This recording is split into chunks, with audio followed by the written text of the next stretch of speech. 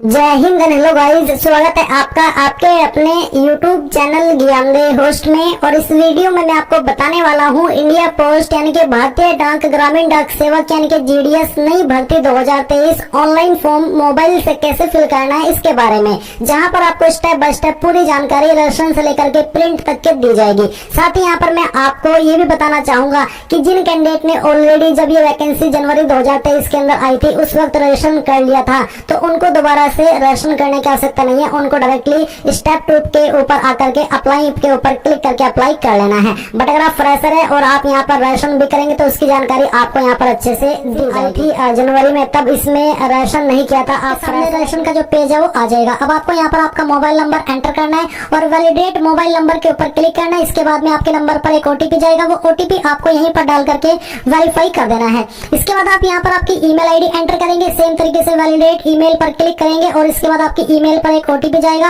वो OTP आपको यहाँ पर डाल करके वेरीफाई कर देना है। इसके बाद आपका जो नाम है 10th की मार्कशीट के अकॉर्डिंग वो नाम आपको यहाँ पर एंटर करना है। एंड देन यहाँ पर आप आपके फादर का नाम एंटर करेंगे और ये भी आप 10th के सर्टिफिकेट के अकॉर्डिंग ही एंटर करेंगे। इसके बाद आप देखेंगे आपका डेट ऑफ बर्थ, तो आपको यहाँ पर कैलेंडर के ऊपर क्लिक करना है। इसके ऊपर क्लिक करने के बाद आपका ईयर सेलेक्ट करना है, फिर यहाँ से आपको मंथ और उसके बाद में डे, तो आपकी डेट ऑफ बर्थ आ जाएगी। देन यहाँ पर आपको आपका जेंडर सेलेक्ट कर लेना है, जो भी आपका जेंडर है। कम्युनिटी यानी कि कास्ट आपकी कौन सी है तो वो आपको सेलेक्ट कर लेनी है। इसमें जो भी आपकी कास्ट कैटेगरी है वो सेलेक्ट कर लीजिए। SC ST के लिए कोई फीस नहीं है। इसके बाद आप किस सर्कल से आपकी जो 10वीं है वो पास किए हो वो सर्कल आपको यहाँ पर सेलेक्ट कर लेना है। इसके बाद किस साल के अंदर आपने आपकी 10वीं पास की है वो भी आपको यहाँ पर सेलेक्ट करना है। एंड यहाँ पर ये जो कैप्चा कोड है वो कैप्चा कोड आपको फिल करना है, इन सभी जानकारी को चेक करना है और सबमिट पर क्लिक करना है। सबमिट पर क्लिक करने के बाद में यहाँ पर आपकी जो इन्फॉर्मेशन है वो रजिस्ट्रेशन की सेव हो जाएगी। और अभी आपको यहाँ पर इसके अंदर कुछ और जानकारी भरनी है, जैसे कि please continue filling your details below. Aadhaar number अगर आपके पास है तो आप यहाँ पर दे सकते हैं, नहीं तो आप इसको खाली भी छोड़ सकते हैं। फिर आपसे पूछा है कि आप विकलांग है, अगर आप है तो आप यस करें, नहीं तो आपको नो करना है। इसके बाद यहाँ पर आता है language studied in secondary school. आपने 10वीं के अंदर कौन कौन सी लैंग्वेज पढ़ी है वो आप यहाँ पर इसके ऊपर क्लिक करेंगे। एंड जो भी आपकी लैंग्वेजेस है वो आपको यहाँ पर इसके ऊपर क्लिक करके सिलेक्ट कर लेनी है। इसके बाद यहाँ पर वेदर एम्प्लॉयड, क्या आप करंट में एम्प्लॉयड है, अगर हाँ तो यस करें, नहीं तो आपको नो करना है। फिर आपको यहाँ पर आपका फोटो और साइन अपलोड करना है। आप चूज फाइल के ऊपर क्लिक करके जहाँ पर भी आपका फोटो है वो आप यहाँ पर सिलेक्ट कर लेंगे। मैं यहाँ पर डेमो के लिए एक फोटो अपलोड करके आपको दिखाता हूँ। मैं इस फोटो को सिलेक्ट करता हूँ और यहाँ से ओपन कर लेता हूँ। सेम वे में आप अपना सिग्नेचर सिलेक्ट करेंगे एंड यहाँ पर सभी जानकारी को चेक करने के बाद सबमिट पर क्लिक करेंगे। सबमिट पर क्लिक करने के बाद आपके सामने फिर से आपकी जानकारी का प्रीव्यू आएगा एंड आप उन सभी को वेरीफाई करके नीचे डिक्लेरेशन के ऊपर टिक करके सबमिट पर क्लिक कर देंगे। अब यहाँ पर आप देखेंगे कि जो आपका रजिस्ट्रेशन है वो हो चुका है और आपके सामने रजिस्ट्रेशन नंबर आ चुका है। अभी आपको यहाँ पर कंटिन्यू टू अप्लाई इसके ऊपर क्लिक करना है। इस पर क्लिक करने के बाद में आपका रजिस्ट्रेशन नंबर दिया है, सर्कल अप्लाइंग फॉर, किस सर्कल के लिए आप अप्लाई कर रहे हो, किसके लिए भी आपने रजिस्ट्रेशन किया है वो आपको सेलेक्ट करना है। सबमिट पर क्लिक करना है। इसके बाद आपके नंबर पर एक OTP गया होगा, फिर से वो OTP यहाँ पर आपको डालना है, ये सिक्योरिटी कोड फिल करना है एंड देन नेक्स्ट के ऊपर क्लिक करना है। नाउ गाइज आपके सामने आपके रजिस्ट्रेशन की इन्फॉर्मेशन दी गई है और नीचे अभी आपको यहाँ पर एड्रेस की डिटेल फिल करनी है। तो जो आपका कम्युनिकेशन एड्रेस है वो एड्रेस आप यहाँ पर फिल करेंगे।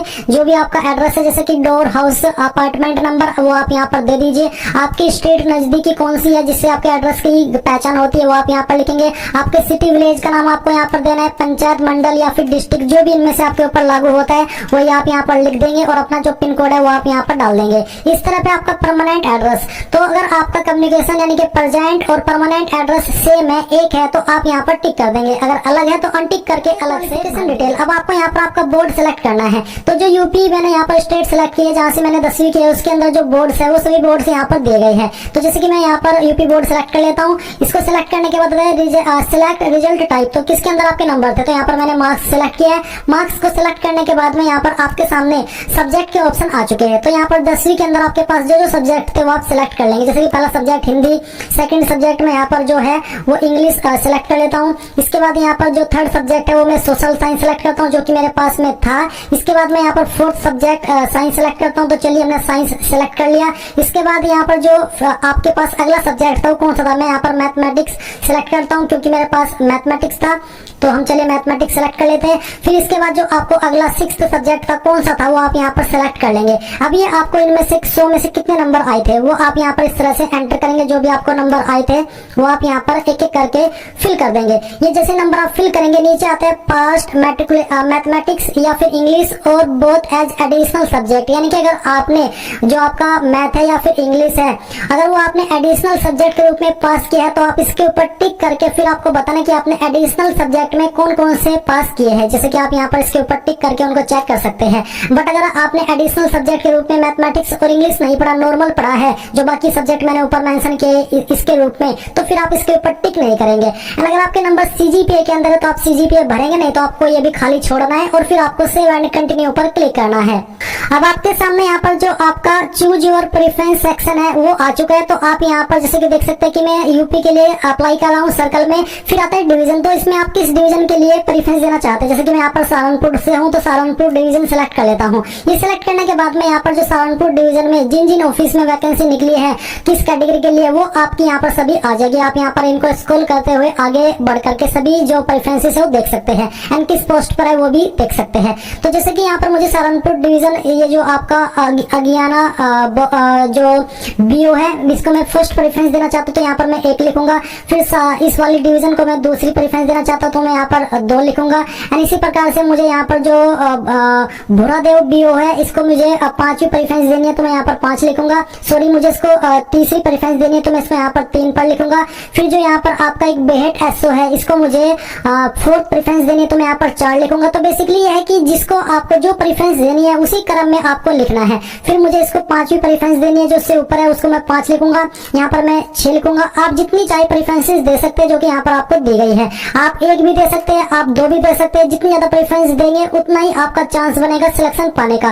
क्योंकि क्या है इसमें आपका अगर मान लीजिए जिसमें आपने प्रेफरेंस दिया और वहां पर जो आपकी परसेंटेज है 10वीं की, क्योंकि आपका सिलेक्शन 10वीं के आधार पर किया जाएगा तो काफी सारे ऐसे कैंडिडेट ने वहां पर अप्लाई करे जिनकी हायर परसेंटेज है तो आपके चांसेस कम हो जाएंगे वहां पर सिलेक्ट होने के। बट अगर आपने जितनी ज्यादा जो आपके डिवीजन है उनको प्रेफरेंस दी और फिर वहां पर कम परसेंटेज वाले कैंडिडेट ने प्रेफरेंस दी है ज्वाइनिंग के लिए तो फिर आपका मौका बन सकता है वहां पर सिलेक्शन पाने का। इसलिए जितनी ज्यादा हो आप प्रेफरेंसेस दे दीजिएगा।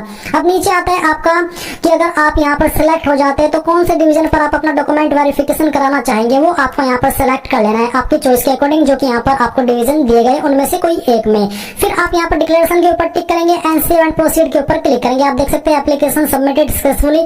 अब यहाँ से आप ओके कर दीजिए। ओके करने के बाद में आप यहाँ पर आएंगे प्रिंट के ऊपर क्लिक करके, अगर आपके पास अभी प्रिंटर मौजूद नहीं है तो पीडीएफ के रूप में इसको सेव कर लीजिए और बाद में प्रिंट करा लीजिएगा।